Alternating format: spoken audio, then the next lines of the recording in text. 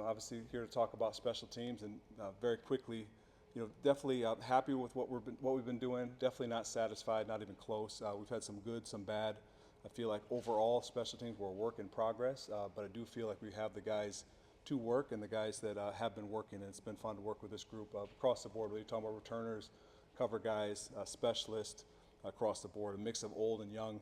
It's been fun working with these guys, but that's what we've been doing throughout this season and also through this bye week, just working on improvement and focused on improvement each and every day, and see where we go, see how good we can be. I don't know if you guys have questions. David Eichel, Hawkeyes.com. LeVar, appreciate the time.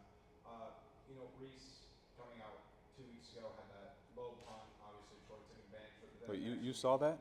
A little bit. Maybe once or twice. Next week, he was just named breakout punter of the week for a true freshman that really has not played, being from out of the country, out of the continent, quite frankly. What about him allowed him to respond in that way to have his best game so far? And just, I guess, how do you kind of coach him? Did you say anything to him over the course of the week, or just how did he sort of respond in the way he did? Because he really played a huge factor in the first half. Yeah, for sure. I think a couple things in regards to Reese. I think if you look at both of those two games back to back, that's sort of indicative of how he's been. Where there's been some stuff that's like awful, bad, but there's also been stuff that's really, really good, and we've all seen the really good in practice.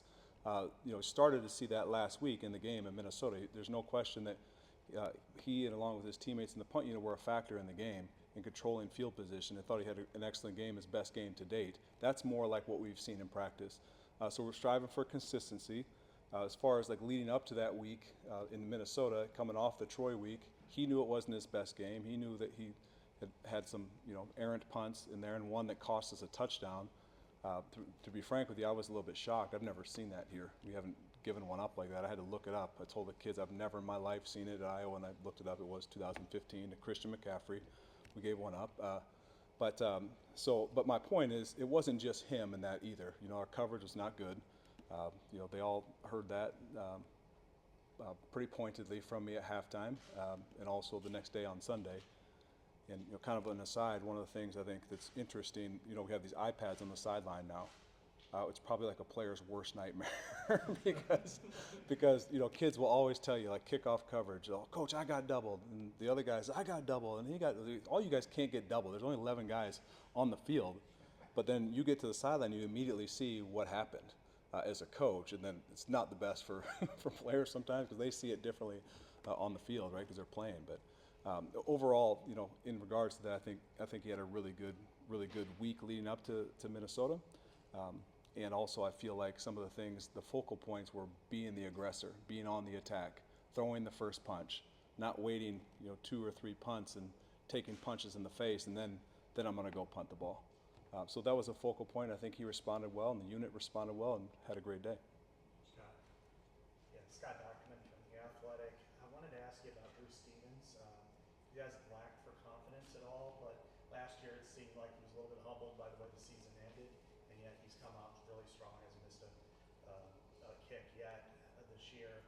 In what ways did he make strides? Was it between the years? Was it his consistency, or how has he been able to take that step forward? I think all the above is what he's improved upon. You use the word confidence. I think Drew had confidence last year. I think it was false confidence. I think he would be one of the first to tell you that. Last year, I think we talk about in our room about confidence being a feeling, an emotion, right? Whereas conviction is like it. There's no other way to see it than you're convicted in what you're doing. I think Drew now is convicted with what he's doing. He's convicted with his routine in practice. He's convicted with his routine away from the building. He's much more mature, much clearer head. He's actually reading now, which I never thought I'd get Drew Stevens to read, but he's reading. I'm sure his mom will be pleased to hear that. It's probably a page or two a day, but he's working on it, and I think that's helped him, right? You talked about, is it between the years? A lot of it for Drew is between the years, and I've just seen this kid grow and mature every single day. And Coach referenced it the other day. I'm like, man, this kid he's playing lights out right now, and I think he's quiet. I think it's very quiet. I'm glad you noticed it, because on the national scope, I think it's very quiet, but I think there's a tiger in there getting ready to let loose, and we've all seen it in practice, and we're excited to be around him. And not to mention, he has really good setup, man, with his snapper, Luke Elkin, who's drastically improved from last year, makes the operation much cleaner. Ty Nissen is the holder for him. That's been better. The protection's been better. So all across the board, I think from field goal standpoint, it's been better. Drew's kicking off very well right now too, which again doesn't always get noticed or seen. 'Cause everyone's looking for the tackle, but he's kicking off very well. Adam Scobie, Hawkeye Beacon, thanks for your time today. When you've got a guy like TJ Hall who had a couple hiccups on defense against Troy, and then he had that penalty on punt return for you guys last Saturday, how do you make sure that you're upholding the extremely high standards of how special teams ought to operate while still making sure that his confidence stays up for the next week and the next time that you're going to be asking him to do something in a competitive game? Yeah, I think if you talk about TJ in particular, I'm a big TJ Hall fan. I'm a believer in TJ Hall as both as a special teams player and a defensive player. I don't know what Phil said earlier, but I know he believes in him as well.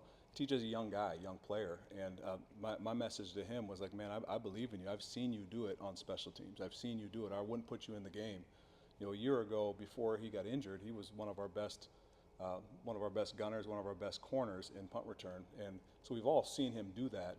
Now he transitions. He's got a role on defense. It's a little bit more involved on defense, and then I'm asking him to play special teams too. It's a lot for a young guy. So I think, just over the course of time, believing in the young man and letting him work through some of the difficulties and just keep coaching him and keep believing in him. And, again, I'm a big TJ Hall fan. So he's an awesome young man. He's got a great head on his shoulders. He's got a great future in both special teams and on defense. And just keep believing and keep working with him. Mm-hmm. Mitch, KJ, and just wondering about Devin Hilson's special teams journey. It feels like it's just a matter of time that he snaps first players like that. He's so close. Yeah. Yeah, no, it's fun working with Devin. He hasn't played on offense or defense yet, to my knowledge, that I can think of. But from a special team standpoint, he's done really well for us. And again, you talk about quietly, doesn't get the stats sometimes. You watch our kickoff coverage. He's not the guy making the tackle, but everybody knows where number 20 is. He's disrupting the whole return, and you have to account for him all the time. It's no different than punt block. You have to account for the guy, even if he's not getting home and not blocking the punt. But been happy with him, been pleased with him. I think this is something that he can really do and do well for us here. We had a visitor in camp named Scott Pioli who was here talking about a guy at New England Patriots that they had with my God, I'm losing of Matthew Slater, who made a living playing special teams, and he has one career catch to his name in college and in pro football. Like, that stuff's out there for guys that they really want to do it and they really focus on, they really commit to it. So I think Devin has some of those characteristics. I'm not calling him a Hall of Famer yet, but again, those are the things that I want guys like Devin thinking about, because you can still make an impact on this football team, even though if you're not playing defense or playing offense or scoring touchdowns that way. Hi, LeVar Johnson, the Cedar Rapids Gazette. You were mentioning Drew with the kickoffs. It seems like maybe I'm looking too much into numbers here, but it seems like his hang time is up, and we're also seeing more returns. Is that kind of a strategy? Is that just who you're going up against? Are you charting these? Got Pro Football Focus. Okay. Oh God, don't get me started, man. Don't get me started, because we have to go back and time them all. Like, where do they get these numbers? But anyway, his numbers are up. His hang time is up, which is good. And again, it goes back to what he's been doing, and he's kicking the ball really well. And hang time's up there. Guys are returning it, and they've been paying for it. If you go back to the game last week, we feel like I think it was 6 kickoffs Drew had, and 4 of them were returned, and none of them got past the 21. That's we talk about every game. We want to set the tone, right, at the beginning of the game, whether it's kick return or kickoff. We're setting the tone. Their returner brought it from 5 yards deep, which is ill-advised in any league, with that kind of hang time, and he paid for it. And it's been helping us psychologically, I think, as a football team. It's also been helping us with field position. And you guys all know special teams, and field position turns into points for us, and that's part of our game plan each week. I love how you guys introduce yourselves. It's for the YouTube. Okay. Actually, you can talk about a prospect because he's your son. I'm just curious, like how. I don't want to talk about it. Well, as a father, like Yeah. you kind of detached a little bit from the senior season, right? I mean, somewhat because you're coaching the Hawkeyes. Yeah. So I guess how do you experience that? And is this a chance on a bye week where you get a chance to be more involved than maybe you could be? Yeah, first and foremost, I mean, to I'm going to get emotional thinking about this because Coach Ferentz is unbelievable. And he's allowed me to, if we're not on the road, allowed me to be at my son's games, or at least part of them, which is something that's really special to me and my family. And he knows that, and I really appreciate that from him because it's allowed me to see a guy that I don't really get to see all that often in season, get to see his games. And yeah, it's just fun watching him grow and mature as a person, as a player as well. But credit to Coach Ferentz for allowing that to happen. And I do appreciate some other people in here that take videos and post it on Twitter because again, I don't see everything. But then I get people send me the stuff, and I'm like, man, I never saw that. That's awesome. Tyler has done that, and some other people have done it as well. So I really appreciate that. Hey, LeVar. Tom Kicker, Hawkeye Report. Hi, Tom. Great to meet you. I want to go back to the Iowa State game. At the end of the game, did you try to pitch maybe Drew kicking that field goal at the end? And what is Drew's range in your mind? You're right up the alley right now. No, to be honest with you, we weren't thinking about a field goal at that time because we weren't quite in range. But I think after we've looked a little bit further and talking about situational football, like, hey, if this came up again, what would we do? And that's something Drew has practiced. I know you guys have watched pro game and see Harrison Butker or other kickers kick these super long field goals and how they adjust their stance and adjust their approach, and that's something we've worked on. But that's quite a ways away. But Drew has a very strong leg. I mean, I don't want to talk specific numbers, but we've all seen him make it from the logo and beyond. So in practice, but again, it's practice. Jack. Hi, LeVar. First off, ditto on Mason. It's a lot of fun watching you on Fridays. Appreciate it. Jack Leader with Face Here G. Prefacing this with, obviously, you've forgotten more about this stuff than we'll ever know, but just watching on the field, sometimes with Caden Legion, when he has the ball in his hands, he can take it, but sometimes I feel like just from our angle, he's going after balls that make you feel like, ooh, should he have just fair caught it, or should he have just let it bounce? You can tell me if I'm barking up the wrong tree here, but like, is that something you've talked to him about, or is this a total process thing, like he's good enough with the ball in his hands that you're okay with him taking some risks? Yeah, I think first and foremost, anytime Caden Weegan has the ball in his hands, it's good for the Hawks because the guy does have the ability to go the distance whenever he has it in his hands. We all saw that the first game, right? On a punt return, he brought it back and got called back. But as a punt returner, you have to have nerves of steel back there. You've got to be a good decision maker, and sometimes you have to decide: is the reward worth the risk? And those are things that we work on and talk about and go through scenarios and practice over and over. But I think anytime Caden has the ball in his hands, it's good for Iowa. And so we're trying to get him the ball whenever we can, and the guys on the unit are trying to help him out with it. But going back to him specifically, like, he's pretty fearless, and that's one of the first traits you look for in a punt returner. Three more. Elliot. Hey, LeVar. Hey, Elliot, Hawkeye Beacon. How are you? Thank you. Thanks for the photos and videos. Yeah. Yeah. I was going to say, posted a couple Yeah. of this last weekend. So I was actually going to ask about Caden as well. Clearly, some explosive plays in the punt return and some good kick returns as well. I think 2 or 3 that were pretty large ended up being called back because of penalties. Mhm. I guess, what's your reaction on that, and how do you clean that up as we go forward? Yeah, it's been a focal point. Kind of what's going in the season as well, because if you recall, our last game that we played, or not last game, but the Big Ten championship game, we had 2 huge returns brought back by penalty, just dumb penalties, to be honest with you. And so those things are addressed, and those are things that we're trying to focus on. How can we be better in that regard? Is a penalty? Is it a silly, lack of judgment? Is it a dumb penalty, if you will? Or is it an effort penalty? And effort penalties you're able to live with a little bit more. Like TJ Hall, to me, that's effort. He's working, he's hustling, he's scrapping. Next thing you know, he ends up in front of the guy when he wanted to be slightly behind, and you get tangled up and fall down. And I think it's an emphasis too in officiating with penalties, particularly in the punt and punt return game. It seems like nowadays, the old days, it would be people would get their heads knocked off. And that was part of the deal. You'd set walls, you'd knock people off, and blindside block people, which is now illegal. And now it's like anytime someone's on the ground, it's a flag. Which when you watch the tape, is it a flag? It's incidental. Their feet get tangled.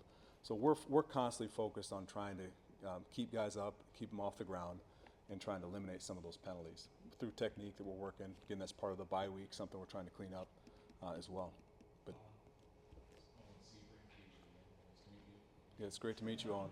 I want to talk about some of the guys that you've had a chance to recruit and bring to the Hawkeyes. I mean, some of your old Beef Bowl rivals and Reese Vandesy and Zach Lutmer, and I assume you had a hand in getting him large over here. Just some guys who come from your recruiting zone that have really stepped up in some big ways for Iowa this year. Yeah, first off, those three are rotten kids. Okay, they're awful.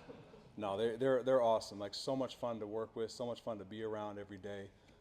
You talked about Zach and Reese right away. I mean, they went to my rival high school. I know their coach. Grew up competing against those guys. Grew up competing against Reese's dad, and Zach's dad was the coach of the basketball team that used to pound us when we played them. But it's just fun seeing these guys, you know, because I know their families, know how they grew up, and get a chance to see them kind of live out their dreams and actually try to help coach them. It's a lot of fun. You ask Hayden Large, and you know, I hope I'm not stepping out of bounds saying this, but I told him this. I told his coach, Coach Hodge, that, man, if we had two Hayden Larges, we'd be a better football team. I promise you we would. Because the guy's high effort, high energy. He's trying to knock your head off whenever he can. He's a big dude. He's a lot of fun to be around. You know, sort of lucked into that. You know, and I throw another one in there with Van Kickricks. You know, from even though he's from Sioux County, he's not quite Lyon County. He had to move to Lyon County. His family moved to Lyon County just to get closer to us. But he got a bright future too. He's just sitting behind three seniors right now. They're pretty dang good. So, but they're awesome kids and fun to work with, and you know, they're grinders. They're trying to be in there every day, trying to learn more, push, and see how good they can be. So it's a lot of fun. Last question, Ethan. Ethan Dietrich, quite a few times.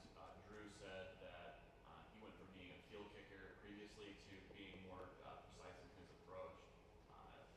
Where do you settle on like field kicker versus more precise kicker? And then how do you settle on the Twin Thieves for the offseason reading material? Oh wow, he went that far, huh? Did he tell you about the other book? No. No, he just talked about Twin Thieves. Yeah. Okay, so going back, I'm glad he finally said this, that you can't just do everything off feel, because emotions get involved, right? And things like that cloud your judgment. So, but Drew has definitely become more systematic with what he does. And the other book that we read was a book called, I'm going to lose this, Golf, the Sacred Journey. And it talks about a pilot and his checklist that he goes through right before he tries to put the plane up in the air. And so as a kicker, as a specialist, you've got to go through your checklist, make sure everything's buttoned up and ready to go before you actually approach and try to hit the ball. You know, kicking and punting is a lot like golf. I'm an awful golfer, okay, but I can watch it and see like how to do things. I can't do it myself. It's sort of like kicking and punting, but I think if a guy goes through a checklist and he's checked all the boxes and he knows, then he's got the confidence, the conviction to go after the kick, the results usually turn out. And I think Drew's doing that right now, where it took us a while to get him to that point, to believe in that, but he's doing it and doing well with it. Thank you, Coach.